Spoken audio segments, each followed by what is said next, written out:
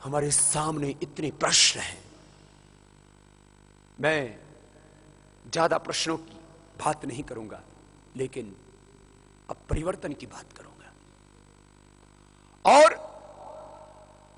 हम निराश हो जाते हैं, हमें लगता है कि अब यह परिवर्तन नहीं होगा, लेकिन परिवर्तन करने का इस लोकतंत्र में हमें 5 साल में एक बार मौका मिलता है, और वह है चुनाव का वक्त।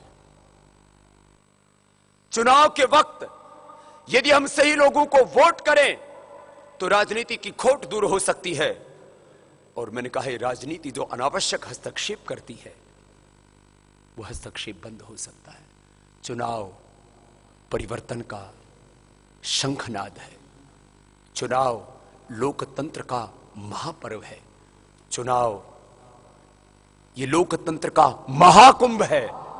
चुनाव हमारा राष्ट्र धर्म है। चुनाव के समय वोट करना यह हमारे देश के प्रति निष्ठा को व्यक्त करता है। चुनाव के समय यदि सही लोगों को चुनकर के हम विधानसभाओं और लोकसभाओं में भेज दें तो इस देश में न भ्रष्टाचार रहेगा, न काला धन पैदा होगा।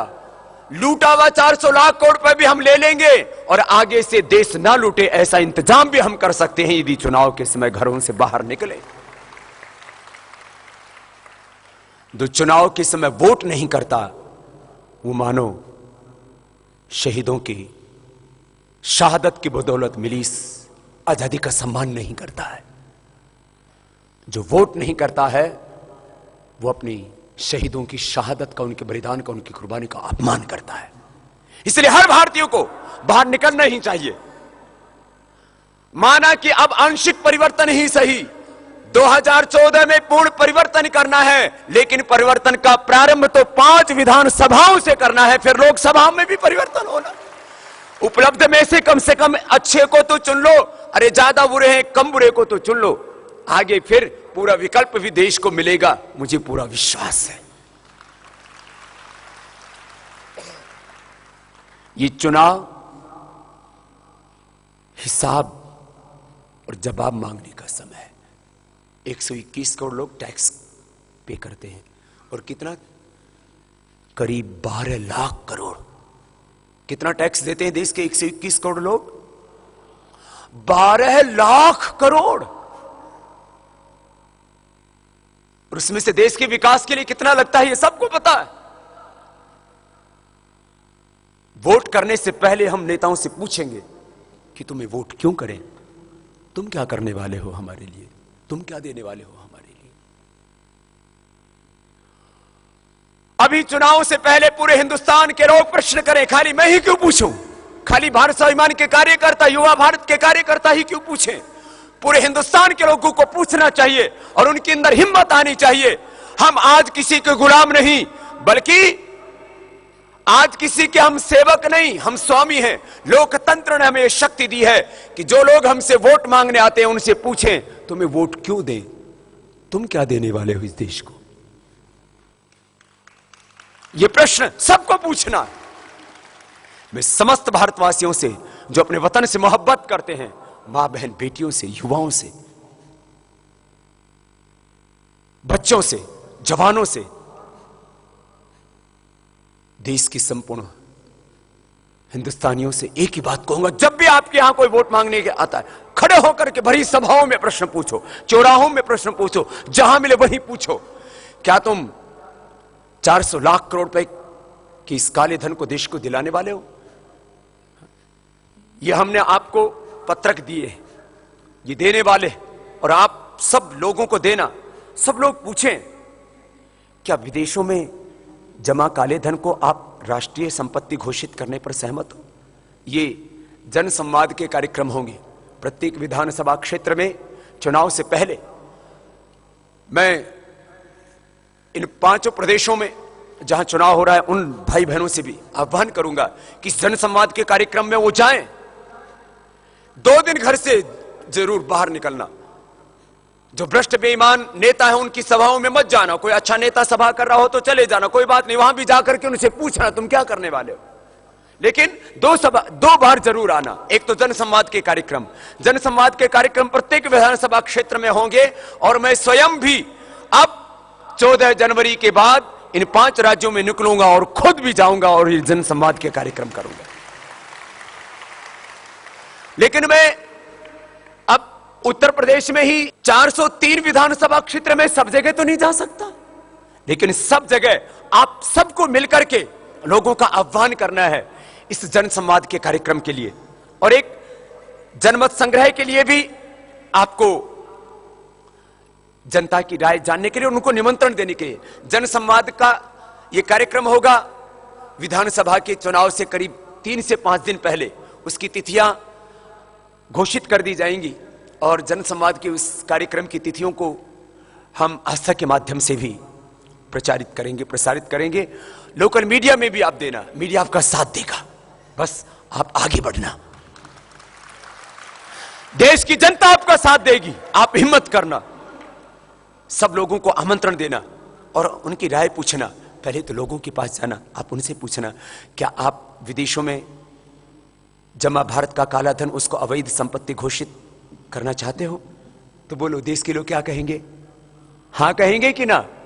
हां, फिर ऐसे ये प्रश्न है, ये उनके पास से लेकर के जाना और उनको बताना कि काला धन वापस आने के बाद हिंदुस्तान में कोई गरीब, कोई बेरोजगार, युवा सब अपना कैरियर बनाना चाहते हैं। दलित हैं, वाल्मीकि, वनवासी, आदिवासी, सारे भारतवासी सब चाहते हैं वो सुखी रहे, वो संपन्न रहे, और वो सोचते हैं कि शायद हमारी जाति, हमारा मजहब हमारी दरिद्रता का कारण है। नहीं, हमारी जाति, हमारा मजहब, हमारी कास्ट, हमारा रिलीजन हमारी गरीबी का, हमारी बेरोजगारी का, हमारी बेबसी लाचारी का कारण नहीं है। ये भ्रष्टाचार, ये काला धन, ये भ्रष्ट व्यवस्थाएं हमारी गरीबी का, हमारी बेरोजगारी का, हमारी लाचारी का कारण। ये समझाना सबको। ये जिस दिन हिंदुस्तान को काला धन मिल गया उस दिन हिंदुस्तान में कोई गरीब, बेरोजगार, अनपढ़ नहीं रहेगा। हमको समझाना है। बहुत प्रश्न है हमारे सामने, स्थानीय प्रश्न भी हैं, लेकिन सबसे बड़ा प्रश्न है काला धन, क्योंकि धन मिलने से बाकी सब काम होगा। हां, बाकी हमें अपना आचरण तो अच्छा करना ही है, सदाचार तो हमें बढ़ाना ही है, लेकिन भ्रष्टाचार को भी मिटाना है। फिर इस जनसंवाद के कार्यक्रम में जितने भी प्रत्याशी खड़े हैं ना चुनाव में, उनसे 7 मुद्दों पर उनकी राय लेंगे, और जो इन 7 मुद्दों के ऊपर सहमति व्यक्त नहीं करेगा, हम देश की जनता के सामने रखेंगे उनका सच कि आखिर इनकी नीयत क्या है, इनकी नीतियां क्या है। और जिन लोगों की नीयत ठीक नहीं है और जिनकी नीतियां ठीक नहीं है, ऐसे व्यक्तियों को, ऐसे प्रत्याशियों को और ऐसी पार्टियों को वोट नहीं देना। गलत लोगों को वोट देना ये देश के साथ धोखा होगा, देश के साथ गद्दारी होगी, देश के साथ विश्वासघात होगा। ये पूरे देश के लोगों को घर घर जाकर के आपको समझाना है, गली गली, चौराहों चौराहों पर आवाज देनी है, हर गांव में आवाज देनी है। आओ मिलकर अपने प्रदेश को बचाएं, अपने देश को बचाएं। प्रत्याशियों से जब ये जनसंवाद का कार्यक्रम होगा तो कालाधन, भ्रष्टाचार, व्यवस्था परिवर्तन के मुद्दों पर उनकी राय लेंगे कि राष्ट्र हित में भारतीय नागरिकों के विदेशों में जमा काले धन व अवैध संपत्ति को राष्ट्रीय संपत्ति घोषित करने के मुद्दे पर आप सहमत हैं या नहीं? तो ये पूरे के पूरे ये काला धन, भ्रष्टाचार, व्यवस्था परिवर्तन के मुद्दे, और एक लाइन मैंने अंत में जोड़ी है कि देश की लूट के लिए जिम्मेदार व गुनाहगार लुटेरों की लूट का पूरा सच देश के सामने आना चाहिए। भ्रष्ट लोगों का सामाजिक व राजनीतिक रूप से बहिष्कार होना ही चाहिए, जिससे कि राजनीति में ईमानदार लोगों की इज्जत हो तथा बेईमान लोग बेनकाब हो। सत्य में सत्य स्थापित होना चाहिए तथा राजनीति का शुद्धिकरण होना ही चाहिए। मैं इस आदर्श व सिद्धांत से सहमत हूं तथा मैं अपने विधानसभा क्षेत्र में किसी भी तरह का भ्रष्टाचार नहीं होने दूंगा। जब तक इस पर वो सहमति व्यक्त ना करें, उनको वोट नहीं देना। ये सीधी सीधी बात है। यही राजनीतिक हस्तक्षेप है हमारा।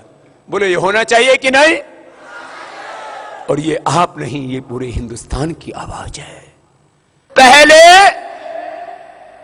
इन विदेशी कंपनियों को बुला करके लुटवाया, अब भी और लुटाना चाहते हैं। देश का काला धन देश को नहीं देना चाहते।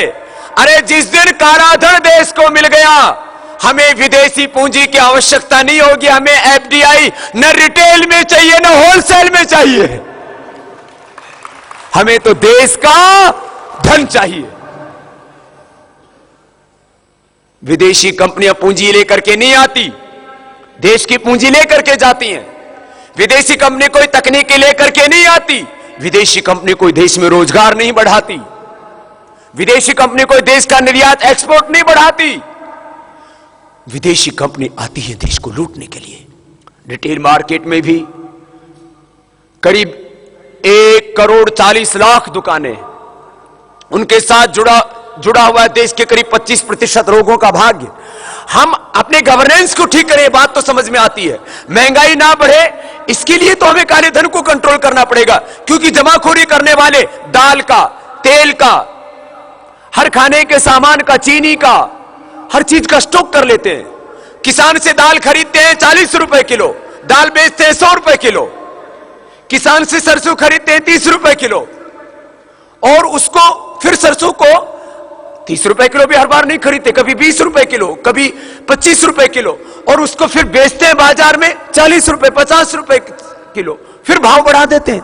तो हमें रिटेल की जरूरत, रिटेल में विदेशी कंपनियों की जरूरत नहीं है। हमें जरूरत है अपनी गवर्नेंस को ठीक करने की, जमाखोरी को ठीक करने की। जो काला धन जमाखोरी में लगा हुआ है, जो काला धन राजनीति में लगा हुआ है, जो काला धन नशे में लगा हुआ है, जो काला धन रियल एस्टेट में लगा हुआ है, जो काला धन इलीगल माइनिंग, अवैध खनन में लगा है, उसको कंट्रोल करने की। ये तो देश के अंदर का काला धन है, और बाहर जो लूट करके जमा कर दिया। अब सबको मिलकर के एक संकल्प लेना है कि भ्रष्ट बेईमान चोर हम पर राज, मां वस्तेन ईशता। इस हमारी संस्कृति का पावन उद्घोष है, और जब यह संकल्प हमारा पूरा होगा, तब स्वर्णिम भारत, वैभवशाली भारत का निर्माण होगा। आपको घर घर जाकर के लोगों को बताना है कि जो वोट मांगने आए उनसे पूछें, क्या हम इसलिए वोट दें? कुछ लोग हैं जिन्होंने देश को लूट लिया और फिर वोट मांगने पहुंच जाते हैं, उनको शर्म नहीं आती है।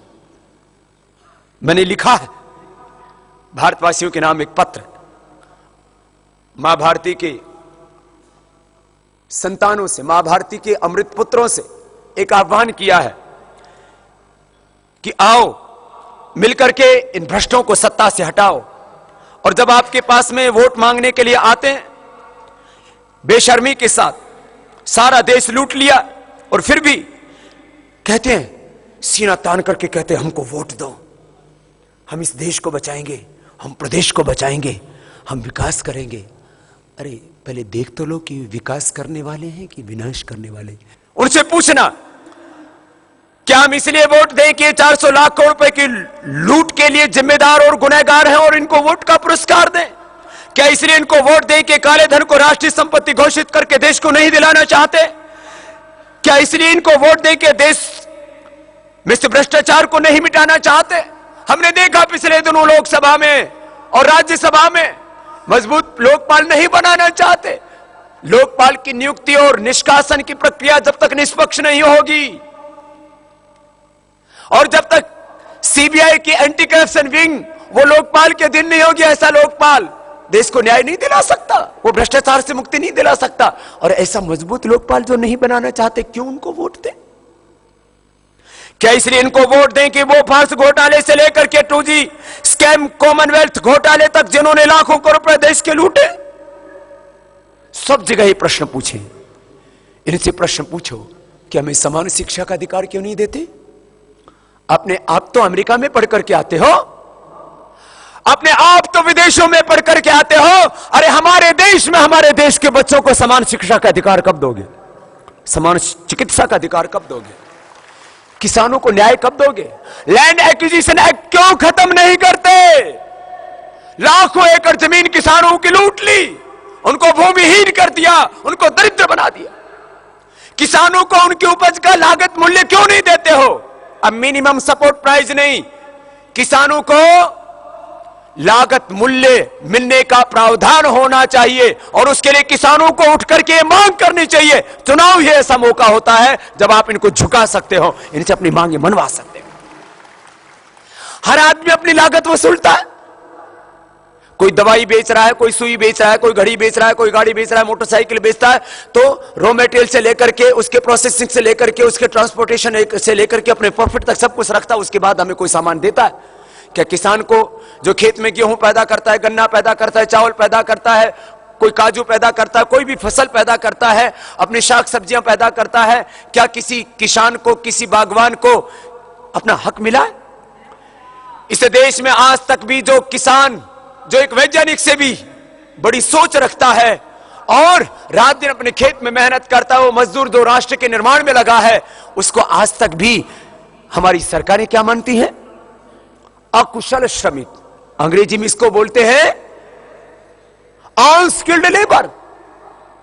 अरे जिन्होंने पूरा हिंदुस्तान बना दिया, अमीर जिन भवनों में रहते हैं, जिन सड़कों के ऊपर अमीर लोगों की गाड़ियां दौड़ती हैं, जिन स्कूल कॉलेजों में हमारे बच्चे पढ़ते हैं, जिन मंदिरों में हम भगवान की आराधना उपासना करते हैं, वो मंदिर, वो स्कूल, वो कॉलेज, वो यूनिवर्सिटियां, ये सड़कें, पूरे राष्ट्र का निर्माण अमीर लोगों ने नहीं किया, नेताओं ने नहीं किया, वो निर्माण किया है गरीब मजदूर लोगों ने, कारीगरों ने। उनको उनका न्याय क्यों नहीं मिला? इस देश के अमीर लोग चाहे वो लाखों अरबोंपति हो सकते हैं, उनके घरों में करोड़ों के सोना चांदी हीरे जवाहरात हो सकते हैं, लेकिन वो भी अन्न खाते हैं। और अन्नदाता किसान को न्याय क्यों नहीं मिला? ये वोट के समय पूछे, तब इस देश को न्याय मिलेगा। हम लोग सोचते शायद हम कुछ भी नहीं कर सकते। अरे कम से कम जो भी हमें आधी अधूरी आजादी मिली है, इसमें वोट की ताकत तो हमको मिली, वोट का अधिकार मिला है, और इसी से इस राजनीति की खोट हम दूर कर सकते हैं। बहन देवकी और पूनम का एक बार सबके ओर से बहुत बहुत अभिनंदन है।